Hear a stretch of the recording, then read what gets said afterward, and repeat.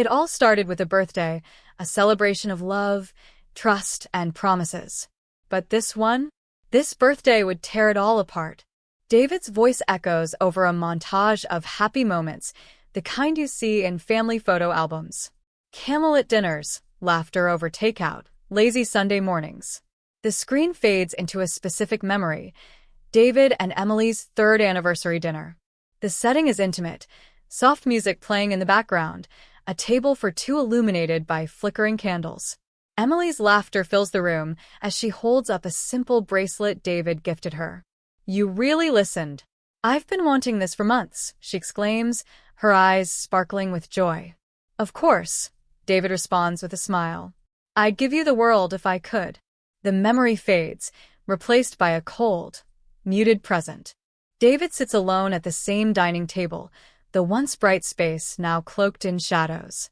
His gaze lingers on the empty seat across from him. "Funny how things change," he mutters under his breath, swirling the coffee in his cup. The faint sound of laughter filters in from another room, Emily's voice. He glances toward the doorway, his jaw tightening. Her tone is playful, teasing even. But it isn't meant for him. It's probably just work, he tells himself, though the knot in his stomach tightens. Just a late-night call with a coworker. But doubts have a way of festering, and tonight, they're louder than ever. He gets up, his footsteps soft against the hardwood floor, and moves toward the slightly ajar door. Emily is pacing back and forth, her phone pressed tightly to her ear. "I told you, he doesn't suspect anything," she says, her voice low but clear. "We'll talk tomorrow. Same place, same time." David stops in his tracks, his heart pounding. The words are casual, almost mundane, but they hit him like a punch to the gut. Later that night, as Emily sleeps soundly beside him, David lies awake, staring at the ceiling. The faint glow of his phone screen illuminates his face as he scrolls through her social media. Nothing unusual. No hidden posts, no cryptic messages. Yet, the unease gnaws at him. "Maybe I'm overthinking this," he whispers, though even he doesn't believe it. The next morning, as Emily leaves for work, he notices something unusual, a receipt sticking out of her purse. It's from the Palms Hotel, dated just 2 days ago. Strange place for lunch with coworkers, he thinks, his fingers brushing over the paper. He sets it back carefully, not wanting to arouse suspicion. Over the next few days, David begins to notice more signs. Emily's once open demeanor shifts into secrecy. She starts guarding her phone, turning the screen away whenever he walks into the room. Her excuses become flimsier.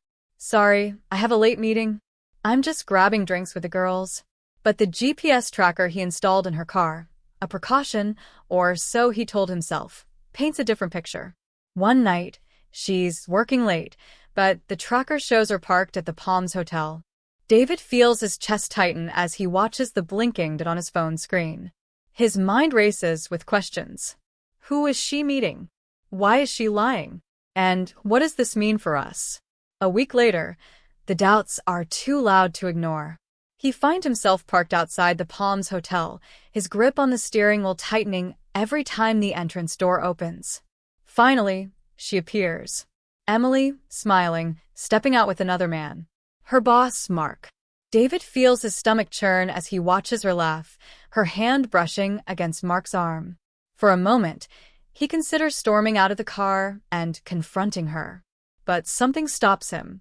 "Not yet," he whispers, his voice steady despite the storm brewing inside him. "Not like this." He pulls away from the curb, his mind already racing with plans. Emily's birthday is just weeks away, and David knows exactly what he needs to do. She wanted a surprise? She'll get one she'll never forget. When the cracks start to show, it's impossible to look away. And the more I looked, the more I saw. The life I thought I had was nothing but a lie. David's voice narrates over a montage of Emily's subtle but telling behaviors. Her once bright smile, now half-hearted. Her hugs, shorter and stiffer. Her eyes, once brimming with love, now darting nervously whenever he came too close. It wasn't just the little things, it was everything. David sat at the kitchen table one evening, scrolling through his phone as Emily stepped out to grab some fresh air. His fingers hovered over a private investigator's contact, a number he'd saved days earlier, but hadn't yet had the courage to call. Tonight was different. Tonight, the need for answers outweighed his fear of what he might find. The call was brief, but direct. "I need proof," David said, his voice firm but heavy with emotion. "Whatever it takes." The investigator promised to be discreet, and David hung up, his heart pounding. It felt like a betrayal to even take this step, but what choice did he have? He needed the truth, no matter how much it hurt. Over the next week, the investigator fed him breadcrumbs, tiny pieces of a puzzle David desperately wished he didn't have to solve. The first piece was innocuous enough, a photograph of Emily leaving work and entering Mark's car. They could have been carpooling, he told himself. But the second photo? Emily and Mark at a secluded corner booth in a high-end restaurant, laughing over drinks. That wasn't a work meeting. The real blow came with a third update, a series of timestamps and locations placing Emily and Mark at the Palms Hotel multiple times over the past few months. The final piece, a blurry but unmistakable photo of the two of them embracing in the hotel lobby. David stared at the images, his hands trembling. His mind raced, alternating between disbelief and anger. Every memory, every moment they'd shared, now felt tainted. But even as the weight of betrayal pressed down on him, something sharper and colder began to take its place: resolve. That night, David went through Emily's belongings while she was in the shower. It wasn't something he ever imagined himself doing, but trust had already been shattered. In her purse, he found more receipts, restaurants, bars, all tied to the places Mark frequented. In her desk drawer, he found a card, and signed but clearly from Mark, thanking her for another unforgettable night. His stomach churned, but he forced himself to stay composed. "You have to play the part," he whispered to himself, his voice barely audible over the sound of water running. When Emily came out of the bathroom, David was sitting on the bed, scrolling casually through his phone as though nothing had happened. The next day, David met with the investigator to go over the full report. Audio recordings, text message transcripts, even video footage. There was no denying the truth now.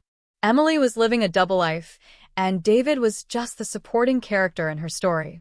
One recording hit particularly hard. "Emily, David doesn't suspect a thing. He's sweet, but boring. I need more than that. Mark, you deserve more. And I'll give it to you. He doesn't have to know." David clenched his fists, the words playing over and over in his mind. Sweet but boring. I gave you everything and this is what I get? By the time Emily's birthday was a week away, David had transformed. The heartbreak had hardened into a steely determination. He wasn't going to confront her with accusations or beg for an explanation. No, this had to be bigger. Sitting at his desk that evening, David opened the sleek black gift box he had purchased earlier in the day. Inside were carefully folded divorce papers, accompanied by a note he had written by hand. "Happy birthday, Emily. You're finally free to be with him." David smirked to himself, the satisfaction of his plan offering a small reprieve from the pain.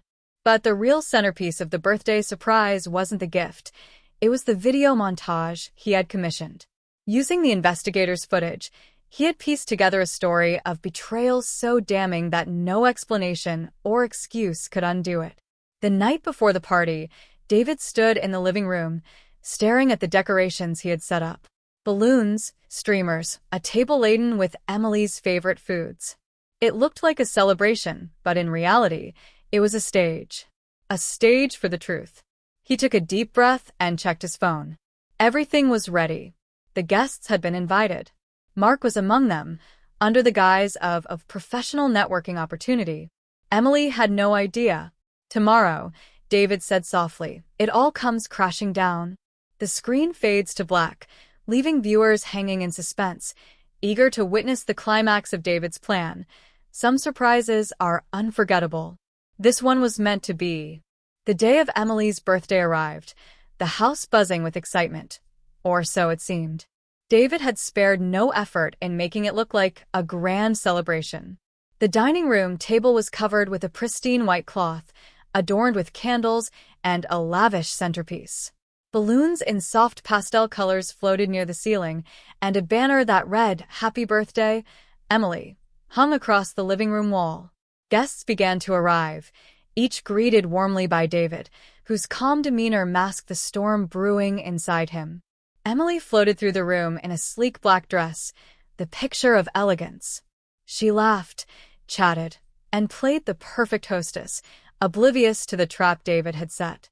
Mark arrived late, dressed in a sharp suit and carrying an expensive-looking gift. David shook his hand firmly, a polite smile on his face. "Glad you could make it," David said, his voice steady, even cordial. Mark gave a tight smile, clearly unaware of the tension beneath the surface. Emily's eyes widened when she saw him, a flicker of panic crossing her face. But she quickly covered it with a strained laugh. As the evening progressed, David bided his time, chatting with guests and sipping on a glass of wine. Emily, meanwhile, appeared increasingly distracted, her gaze darting between David and Mark. "Everything okay, sweetheart?" David asked at one point, his tone laced with feigned concern. Emily forced a smile. "Of course. It's just a lot of people. You know how I get." David nodded knowingly. "Well, don't worry. The night's almost over. Just one last surprise." The guests gathered in the living room for the final event of the evening, the birthday toast. David stood at the center, a glass of champagne in hand, his expression warm and inviting. "Thank you all for coming tonight," he began, his voice carrying a steady confidence. "Emily, you've been the light of my life for so many years. Tonight, I wanted to celebrate not just your birthday, but everything you mean to me." Emily's cheeks flushed, a mix of embarrassment and relief washing over her. "But," David continued, his tone shifting subtly, "there's something I've been meaning to share with you all. A little story." The room fell silent as David reached for a remote control on the coffee table. With a click, the lights dimmed, and a projector whirred to life. On the screen appeared a video montage. At first, it showed innocent pictures of Emily and David from earlier years, vacations, anniversaries, quiet moments at home. But then the tone shifted. Grainy footage of Emily and Mark walking into a hotel lobby replaced the happy memories. Gasps rippled through the room as the video continued, showing more damning evidence. Emily and Mark at dinner, Emily laughing in Mark's car, and finally, the two of them embracing outside the Palms Hotel. Emily's face drained of color. "David, what is this?" she stammered, her voice barely above a whisper. David ignored her, his focus on the room. "It seems Emily has been celebrating more than just birthdays. And Mark, I believe this is as much your story as hers." All eyes turned to Mark, who looked like he wanted to disappear. The climax came when David presented Emily with a beautifully wrapped gift box. She hesitated, her hands trembling as she untied the ribbon and opened the lid. Inside were neatly folded divorce papers, along with a handwritten note. "Happy birthday, Emily. Consider this my gift to you, and to myself."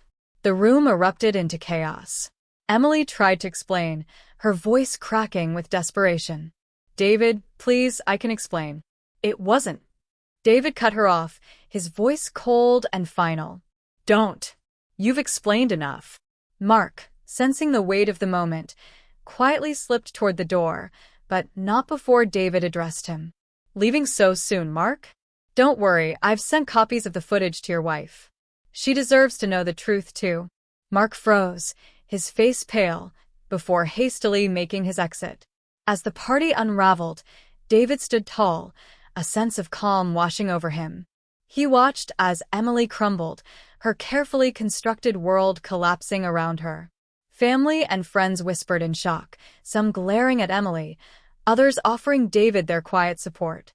"That night, I walked away from the life I thought I wanted," David narrates, the scene showing him stepping outside, the cool night air hitting his face. "Sometimes, the hardest truths set you free."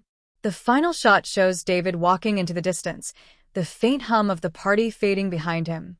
His voice lingers as the screen fades to black. "Happy birthday, Emily."